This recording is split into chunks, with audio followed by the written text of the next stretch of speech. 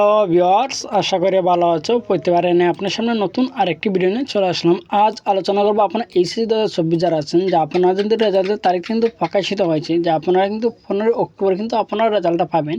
এখন কিন্তু এর মধ্যে অনেকে কিন্তু প্রশ্ন যে কয়টায় আপনার এইচএসসি রেজাল্ট দেখা যাবে। হ্যাঁ, অনেকে কিন্তু এই ধরনের প্রশ্ন করতেছে যে ভাই এইচএসসি রেজাল্টটা আসলে ঠিক কয়টায় দেখা যাবে, ঠিক আছে, এবং কীভাবে সহজে দেখা যাবে। ঠিক আছে, আজকে A to Z এই ভিডিওটা আলোচনা করব। তার আগে বলুন, আপনি যদি এই চ্যানেল নতুন হয়ে থাকেন তার আপনার কাছে রিকোয়েস্ট থাকবে যে এই ধরনের নিত্য নতুন অল এডুকেশনাল আপডেট সবার আগে পাওয়ার জন্য অবশ্যই চ্যানেলটি সাবস্ক্রাইব করে পাশে থাকুন, কারণ আপনার লাইক এবং সাবস্ক্রাইবের কারণে কিন্তু আমাদের নতুন আরেকটি ভিডিও তৈরি করার অনুপ্রেরণা সৃষ্টি করি। যখন আমরা 15 আগস্টে যখন আপনারা 15 অক্টোবর যখন আপনার রেজাল্টটা প্রকাশিত হবে, সবাই চায় কিন্তু যে সবার আগে সবার রেজাল্টটা দেখতে। ঠিক আছে, এখন কীভাবে দেখবেন, যে ওয়েবসাইটটা সবার আগে কীভাবে রেজাল্ট দেখবেন, সেই ওয়েবসাইট লিঙ্কও কিন্তু আমি আপনাদেরকে সরাসরি দেখিয়ে দেবো যে কীভাবে আপনারা সবার আগে কীভাবে রেজাল্টটা দেখবেন। ঠিক আছে, যে উচ্চ মাধ্যমিক পর্যায়ে এইচএসসি রেজাল্ট আগামী 15 অক্টোবর প্রকাশ করা হবে, তবে ঠিক কখন শিক্ষার্থীরা পরপর দেখতে পারবে অনলাইনে, অর্থাৎ নিজের হাতে পাবে, সেই বিষয়ে অনেক শিক্ষার্থী দুশ্চিন্তাগ্রস্ত। শিক্ষা মন্ত্রণালয় থেকে বলা হয়েছে যে পরীক্ষার ফলাফল 11টায় প্রকাশ করা হবে, তবে বাস্তবে 11টা ফলাফল প্রকাশ করা নাও হতে পারে। তারা শিক্ষা মন্ত্রণালয় থেকে তারিখটা বলে দিয়েছে যে 15 তারিখ 11টায়। 11টা না, একটু পেছানো হবে, কিন্তু 11টা কিন্তু রেজাল্ট কিন্তু প্রকাশিত হয় না। আর যদি প্রকাশিত আপনার মোবাইল ফোনে রেজাল্টটা দেখতে অনলাইনে আসতে একটু সময় লাগে, কারণ এই দিন তো সবাই কিন্তু ঝুঁকে পড়বে অনলাইনের মাধ্যমে, সে তো ওয়েবসাইট কিন্তু ডাউন দিয়ে দেয়। ঠিক আছে, যে দুটি কারণে পরীক্ষার ফলাফল আগে পরে প্রকাশ হতে পারে। মূলত যখন রেজাল্ট প্রকাশ করতে দেখি, তখন আমার একটা বিষয় লক্ষ্য করি যে শিক্ষা মন্ত্রণালয়ের নির্ধারিত যে দুটি ওয়েবসাইট, সেগুলিতে কিন্তু প্রবেশ করা যাচ্ছে না।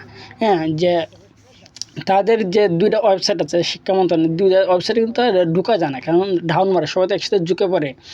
তাই কিছু বিলম্বিত হওয়ার পরও পরীক্ষার ফলাফল প্রকাশিত হয়। সেক্ষেত্রে এইচএসসি রেজাল্ট প্রকাশ হতে দেরি হতে পারে, যে 11টা হয়তো 12টার পরে কিন্তু হবে না, তো এইরকম বা 11:30 এদিকে কিন্তু হয়।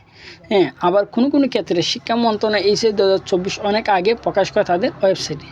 গত বছর যে 2022 এবং 23-এ এইচএসসি রেজাল্ট প্রকাশ করা হয়েছে সকাল 10:30টার দিকে, কিন্তু সেখানে ফলাফল প্রকাশ করার কথা ছিল 11টায়। ঠিক আছে, যে 2022 এবং 23 সালে যে এইচএসসি যে রেজাল্টটা প্রকাশ করা হয়েছিল, তারা কিন্তু যে তারা নোটিশ কিন্তু বলে দিয়েছিল, যে রেজাল্টের যে নোটিশটা পাবলিশ হয়েছে সেই নোটিশে বলেছিল যে 11টা রেজাল্টটা দেবে, কিন্তু তারা কিন্তু 10:30টার দিকে কিন্তু রেজাল্টটা দিয়ে দিছে। ঠিক আছে, মানে আগ পর হয়, কিন্তু যে এবার কিন্তু আগে দেবে তাও কিন্তু না, বা আগেও দিতে পারে বা পরেও দিতে পারে। হয়তো 11টায় বলছে, তারা 12টায় দিতে পারে, একবার কিন্তু 10টার দিকে দিয়ে দিতে পারে। ঠিক আছে, এটা কিন্তু সম্পূর্ণ তাদের উপর ডিপেন্ড করে। এই ধরনের তথ্য কিন্তু মানে বাইর হয় না। ঠিক আছে, তারাই একমাত্র এইগুলো তথ্য জানে। এই কারণে প্রথম থেকে কিছু শিক্ষার্থী পরীক্ষার ফলাফল খুব সহজে দেখতে পারলে, যখনই শিক্ষার্থীরা জানাজানি করে ফেলে তাদের এই ওয়েবসাইটে পরীক্ষার ফলাফল প্রকাশিত হয়ে যায়, তখনই সেই ওয়েবসাইট ডাউন হয়ে যায়, অর্থাৎ তারা সার্ভার বন্ধ হয়ে যায়, পরবর্তীতে ফলাফল দেখতে পায় না। তবে শিক্ষা মন্ত্রণালয়ের নির্ধারিত ওয়েবসাইট ব্যতীত অন্য কোনো জায়গা থেকে ফলাফল দেখা যায় না। তাই শিক্ষা মন্ত্রণালয় ওয়েবসাইটটি বারবার চেষ্টা করা যেতে পারে, কারণ একমাত্র ওয়েবসাইট শিক্ষার্থীরা ফলাফল দেখতে পারবে। শিক্ষা মন্ত্রণালয়ের কর্মকর্তারা বলছে যে চলতি বছরে ওয়েবসাইট অনেকটা ঠিক করা হয়েছে, যাতে কোনো সমস্যা না হয়, শিক্ষার্থীরা দ্রুত পরীক্ষার ফলাফল দেখতে পারবে। কিন্তু তারপর লক্ষ লক্ষ কোটি কোটি ভিজিটার যখন ওয়েবসাইট প্রবেশ করে, মানে লক্ষ লক্ষ কোটি কোটি যখন ভিজিট, এবার কিন্তু 14 লাখ শিক্ষার্থী একসাথে কিন্তু সেই ওয়েবসাইটে প্রবেশ করবে।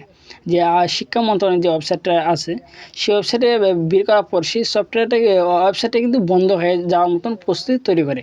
ঠিক আছে, তো আমি আপনাকে দেখাবো যে কীভাবে আপনারা যে সব থেকে সহজে কীভাবে আপনারা রেজাল্টটা সবার আগে দেখবেন। ঠিক আছে, সেই জন্য আপনারা যে কোনো একটা ব্রাউজারে চলে যাবেন।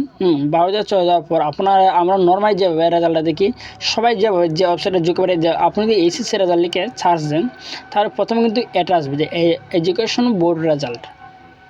সেই ওয়েবসাইটটা তো এখন তো আমি দেখতেছেন, ক্লিক করার পর কিন্তু 7,000 চলে আসতেছে।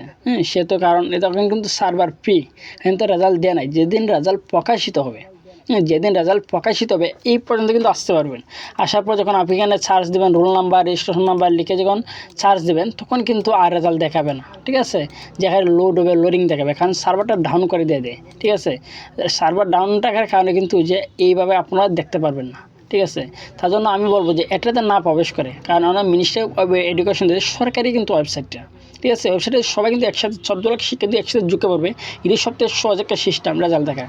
আমি এভাবে না বলবো যে আপনারা যে কোনো একটা ব্রাউজারে চলে যাবেন, হ্যাঁ, ব্রাউজার চলে যাওয়ার লিখবেন ই বোর্ড রেজাল্ট, ই বোর্ড রেজাল্টটিকে আপনার সার্চ দেবেন। ই বোর্ড রেজাল্টে কিন্তু সার্চ দেন, তাহলে কিন্তু আপনার সামনে এই ধরনের একটা ইন্টারফেস চলে আসবে, যে web based result publication system for education board. হ্যাঁ, এই মানে ওই যে একটা লিঙ্ক, সেই লিঙ্কের মাধ্যমে কিন্তু আপনারা সবচেয়ে সহজ সিস্টেমে রেজাল্টটা দেখতে পারবেন। এই যে এই লিঙ্কে যে ওয়েবসাইটটা, সেই ওয়েবসাইটে কিন্তু ভিড় কম হয়। প্রতি বছর কিন্তু এইভাবে যারা দেখে তারা কিন্তু সবার আগে কিন্তু রেজাল্টটা দেখতে পারে। ঠিক আছে, আশা করি বুঝতে পারছেন যে আপনার রেজাল্টটা কখন দেবে। আপনার কখন যে সময়টা তো আমি উল্লেখ করে বলি, তা তারা বলছে 11টায়, আমরা 2022-23-এর রেজাল্টের তুলনা যদি করি, তাহলে কিন্তু তার 10:30টায় কিন্তু রেজাল্টটা দিয়ে দিচ্ছিল। এবার কিন্তু তার 10:30টায় দিতে পারে, বা 11টায় দিতে পারে, 11টার আগেও দিতে পারে, বা পরেও দিতে পারে। ঠিক আছে, এটাকে সম্পূর্ণ নির্ভর করে শিক্ষা বোর্ডের কাছে। ঠিক আছে, আর কীভাবে দেখবেন সবার আগে তো বলে দিলাম। তারপর না বুঝে থাকেন অবশ্যই কমেন্ট করে জানাবেন। আর যদি ভিডিওটি ভালো লাগে থাকে অবশ্যই লাইক দেবেন। আর আপনি যদি এই চ্যানেল নতুন হয়ে থাকেন, তার আপনার সাথে রিকোয়েস্ট থাকবে যে এই ধরনের নিত্য নতুন অল এডুকেশন আপডেট সবার আগে পাওয়ার জন্য অবশ্যই চ্যানেলটি সাবস্ক্রাইব করে পাশে থাকবেন। ধন্যবাদ, দেখা হবে অন্য কোনো ভিডিওতে।